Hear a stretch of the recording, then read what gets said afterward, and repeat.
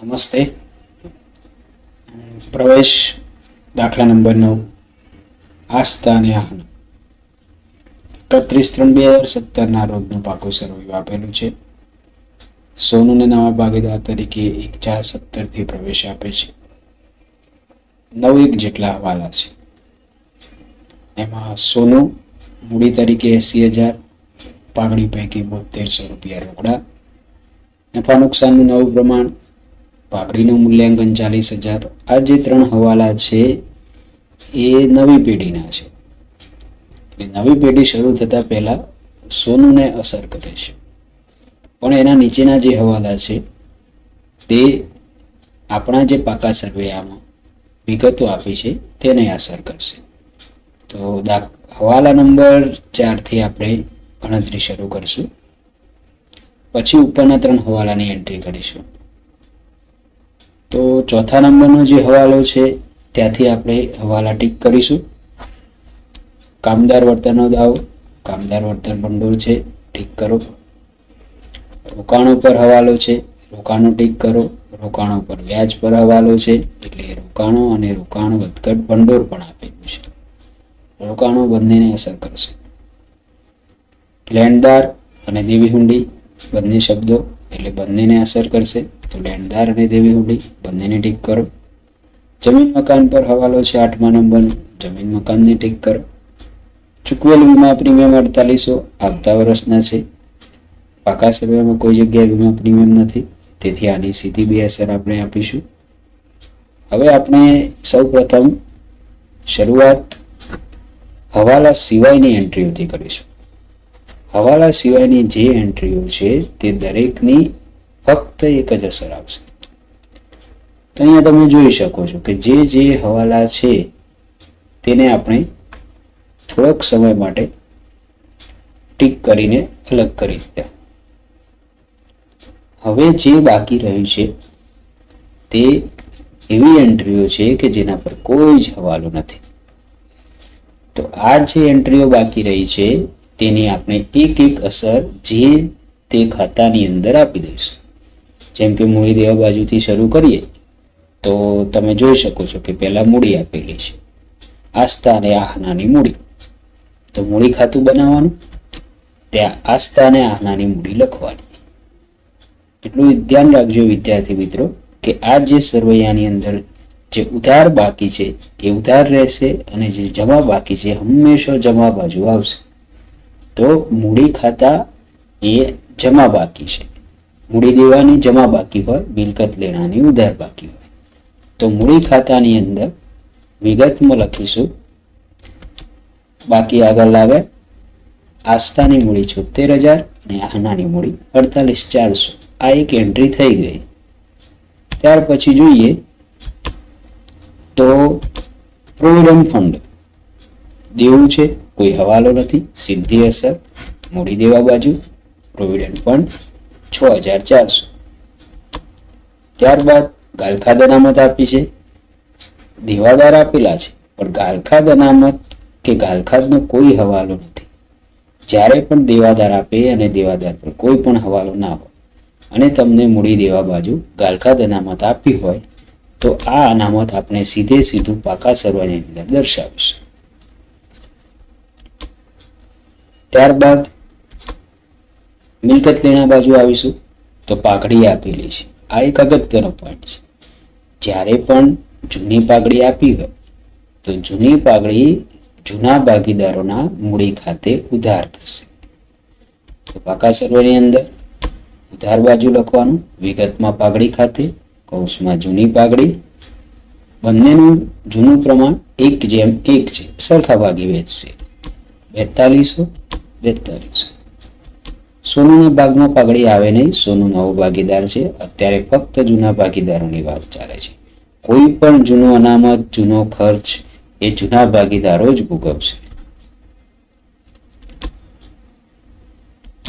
ત્યારબાદ યંત્રો આપ્યા છે, યંત્રો પર પણ કોઈ હવાલો નથી, તો યંત્રો સીધા મિલકત લેણા બાજુ 32,000 લખી દઈશું.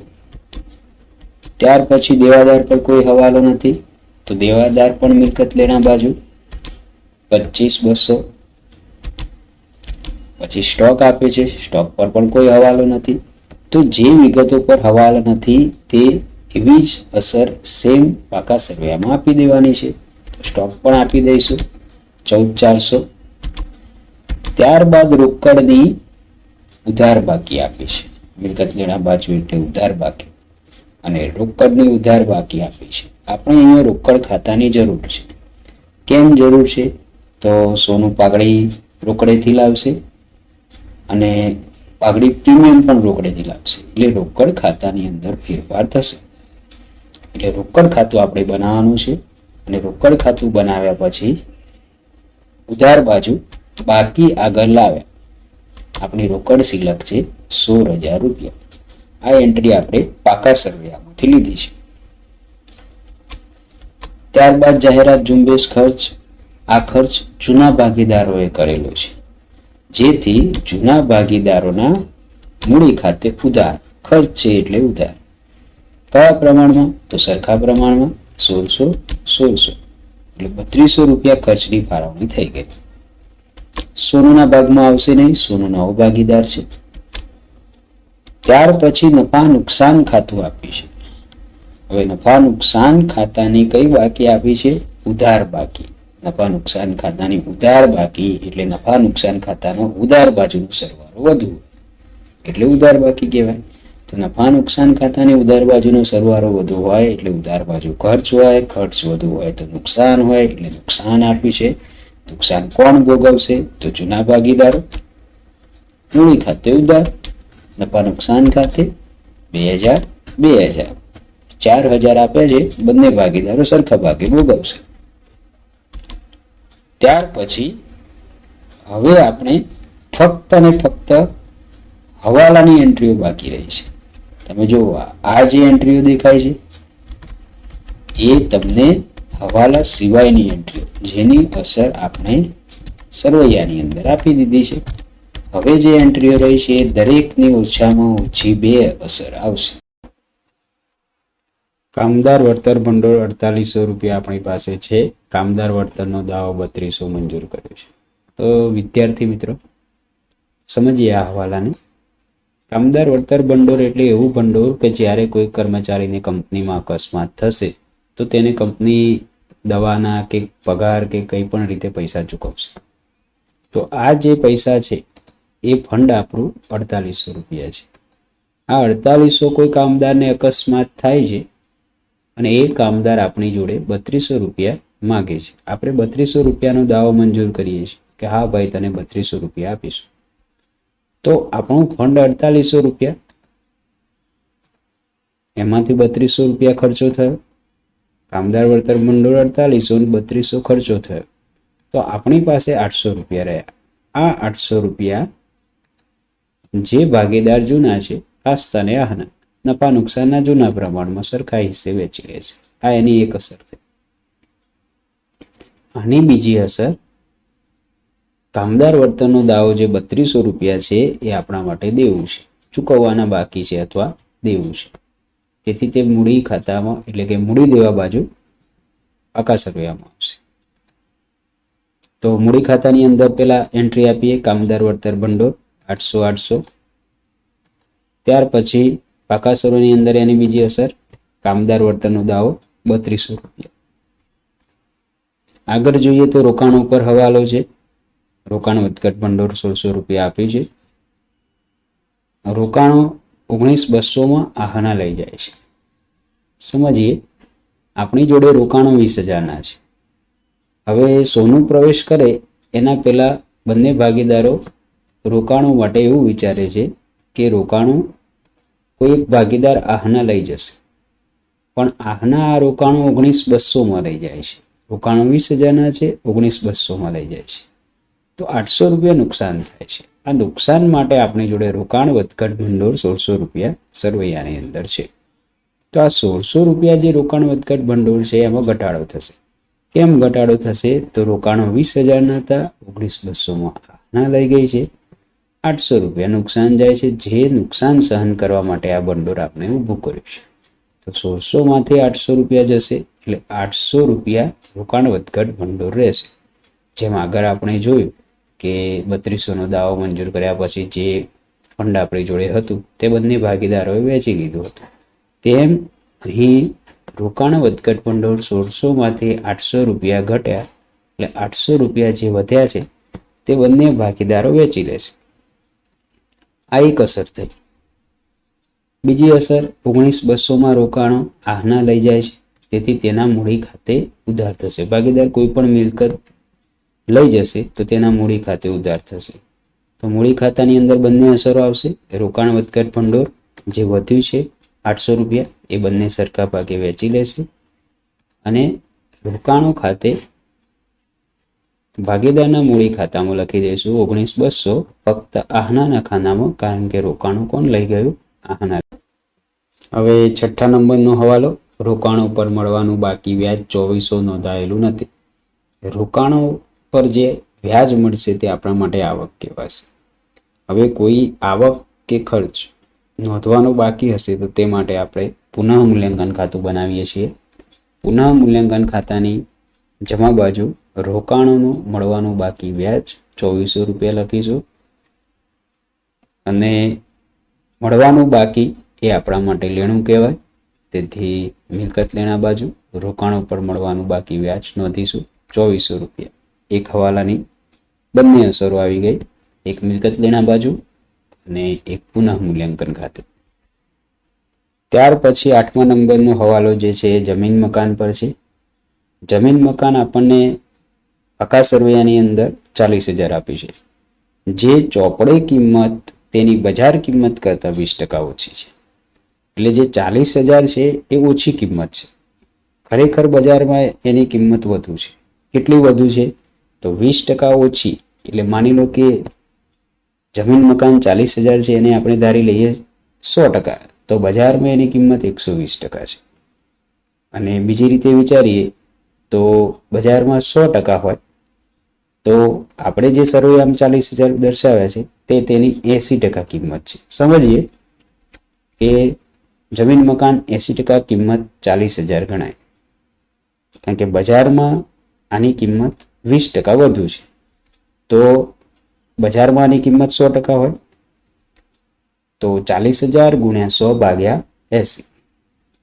આ ત્રિરાશિ મૂકેલી છે કે 40000 એ 80%, તો 100% એ કેટલા? તો 50000 જમીન મકાનની કિંમત બજારમાં છે. એનો મતલબ એવો થયો કે જમીન મકાનની કિંમતમાં 10000 રૂપિયા વધારો થયો છે. મિલકતમાં વધારો થાય તો પાકા સરવૈયાની અંદર આપણે દર્શાવીશું જમીન 40000 વધતા વધારો 10000, એટલે જમીન થઈ ગઈ 50000. તો જમીન મકાનમાં 10000 વધારો થયો છે, જે ફાયદો કહેવાય. ફાયદો પુનઃ મૂલ્યાંકન ખાતે જમા બાજુ અસર આપવાની. જમીન મકાનમાં વધારો 10000.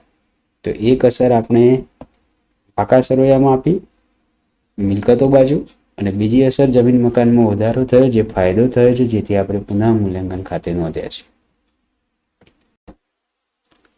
7 નંબરનો હવાલો. લેણદારે લખેલી દેવી હુંડી 2000 સ્વીકારે, જે ચોપડે નોંધાઈ નથી. લેણદાર દેવી હુંડી સ્વીકારે તો લેણદારમાં ઘટાડો થાય અને દેવી હુંડીમાં વધારો થાય. બંને અસર પાકા સરવૈયાને અસર કરશે. મૂડી દેવા બાજુ લેણદાર આપેલા છે, દેવી હુંડી આપેલી છે. જોઈએ તેની અસર. તો મૂડી દેવા બાજુ લેણદાર આપણને 12000 આપ્યા હતા, જેની અંદર 2000 રૂપિયા ઘટાડો થયો, કારણ કે એ લેણદારે દેવી હુંડી સ્વીકારી લીધી. એટલે હવે એ લેણદાર ના કહેવાય પણ દેવી હુંડી કહેવાય. અને દેવી હુંડી 6000 આપી છે, જેમાં વધારો થશે 2000. એટલે કે જે લેણદારે દેવી હુંડી સ્વીકારી હતી એ હવે દેવી હુંડી બની ગઈ અને લેણદાર ઘટી ગયા. તો 2000 રૂપિયા લેણદારમાં ઘટે એટલે લેણદાર 10000, અને દેવી હુંડીમાં 2000 વધારો થયો એટલે દેવી હુંડી 8000. હવે જે આગળના 3 હવાલા અને એક 9મો હવાલો આપણે બાકી રાખ્યો છે તેની અસર જોઈએ. સૌ પ્રથમ 9મો હવાલો જોઈ લઈએ કે ચૂકવેલ વીમા પ્રીમિયમમાં 4800 રૂપિયા આવતા વર્ષના છે. પાકા સરવૈયામાં કોઈ જગ્યાએ વીમા પ્રીમિયમ નથી, તેથી આ હવાલાની સીધી બે અસર આપણે આપીશું. ચૂકવેલ વીમા પ્રીમિયમમાં 48 રૂપિયા આવતા વર્ષના, એટલે અગાઉથી ચૂકવેલ વીમા પ્રીમિયમ, જે આપણા માટે આવક કહેવાય, ફાયદો કહેવાય, લેણું કહેવાય. એક અસર પુનઃ મૂલ્યાંકન ખાતે જમા. અગાઉથી ચૂકવેલ છે, જેથી જ્યારે પૈસા માંગશો ત્યારે પાછા મળી શકે, તો ફાયદો છે. તો અગાઉથી ચૂકવેલ વીમા પ્રીમિયમ પુનઃ મૂલ્યાંકન ખાતે જમા. અને પાકા સૂર્યની અંદર અગાઉથી ચૂકવેલ વીમા પ્રીમિયમ મિલકત લેણા બાજુ જ્યારે પૈસા માંગશું ત્યારે પાછા મળી જશે. હવે જે બાકી રહ્યા તે હવાલાની આપણે અસર આપીએ. સોનુના મૂડી તરીકે 80,000 રૂપિયા રોકડા લાવે છે. તો સોનું મૂડી તરીકે 80,000 રૂપિયા રોકડા લાવે છે. રોકડ આવે તો ઉધાર, તે સોનુના મૂડી ખાતે જમા. તો રોકડ ખાતાની ઉધાર બાજુ લખીશું સોનુના મૂડી ખાતે 80,000, અને મૂડી ખાતાની જમા બાજુ લખીશું સોનુના ખાનામાં 80,000. આ અસર થઈ જ્યારે ભાગીદાર રોકડા મૂડી તરીકે લાવે. ત્યાર પછી પાઘડીનું મૂલ્યાંકન 40,000 આપવામાં આવ્યું છે. આપણને નફા નુકસાનનું નવું પ્રમાણ આપ્યું છે, એટલે કે સોનુનો નવો ભાગ પણ આપેલો છે. અને 7,200 રોકડા પાઘડી તરીકે લાવે છે, તે પણ આપ્યું છે. તો સૌપ્રથમ સોનુના ભાગની પાઘડી શોધવાની. જ્યારે પણ પાઘડીનું મૂલ્યાંકન કરીને શબ્દ આપે ત્યારે સમજવું કે પેઢીની પાઘડી આપી છે. આ પેઢીની પાઘડીને ગણતરીથી આપણે નક્કી કરીશું કે સોનુને પાઘડી પ્રીમિયમ કેટલું લાવવું પડશે. તો સોનુના ભાગની પાઘડી બરાબર 40,000 પેઢીની પાઘડી છે, ગુણ્યા સોનુનો ભાગ 3/10, એટલે સોનુના ભાગની પાઘડી 12,000 થઈ.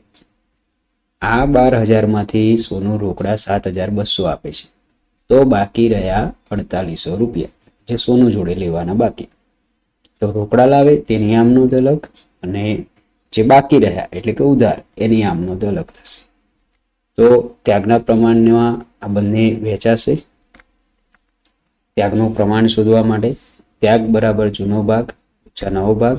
આસ્થા જૂનો ભાગ 1/2, નવો ભાગ 4/10, એટલે 5 - 4 છેદ સરખા કરતા 1/10. આ જ રીતે આપણે આહનાનો ત્યાગનો ભાગ શોધીએ તો તેનો 2/10 આવે છે, એટલે ત્યાગનું પ્રમાણ થયું 1/2.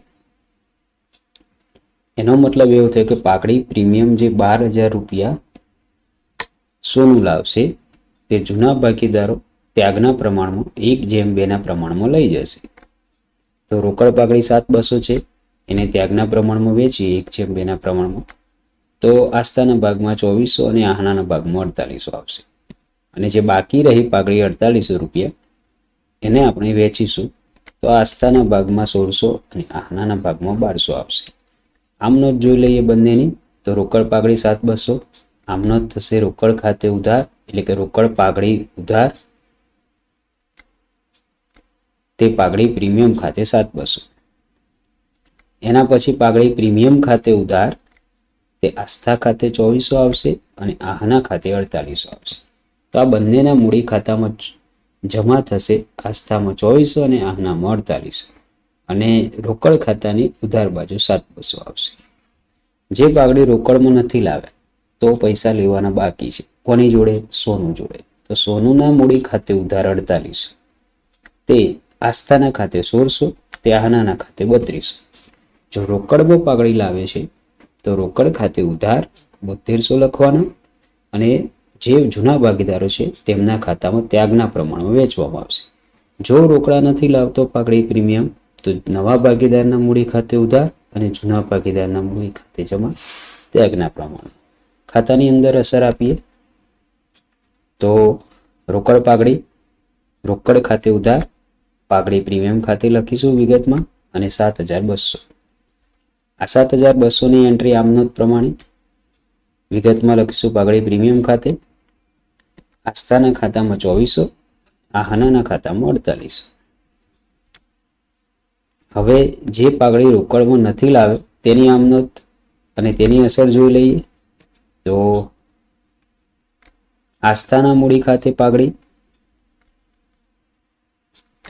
1,600 રૂપિયા, આહનાના મૂડી ખાતે પાઘડી 3,200 રૂપિયા. તો આસ્થા અને આહના બંને સોનું જોડે જે રૂપિયા માગે છે તે સોનુના ખાતે ઉધાર કરીશું. આસ્થાને 1600 રૂપિયા લેવાના છે, આહનાએ 3200 રૂપિયા લેવાના છે પાઘડી પ્રીમિયમના, અને સોનુના મૂડી ખાતે આ બંને રકમ આસ્થા અને આહનાને આપવાની છે. તેથી તેના મૂડી ખાતે ઉધાર કરી છે અને બંને ભાગીદારોના ખાતે જમા કરીશું. ફરીથી એકવાર જોઈ લઈએ. તો પાઘડી પ્રીમિયમ રોકડથી લાવ્યા હતા, તો રોકડ ખાતે ઉધાર કર્યું હતું, ભાગીદારના મૂડી ખાતે જમા કર્યું હતું. રોકડમાં નથી લાવતા તો પણ આસ્થા અને આહનાના ખાતે તો જમા જ થશે, બસ ઉધાર ખાલી સોનુના ખાતે થશે, કારણ કે સોનું આ પૈસા આપશે. સોનું જોડેથી પૈસા લેવાના બાકી, એટલે સોનું ખાતે ઉધાર, જે તે જૂના ભાગીદાર ખાતે ત્યાગના પ્રમાણમાં જમા.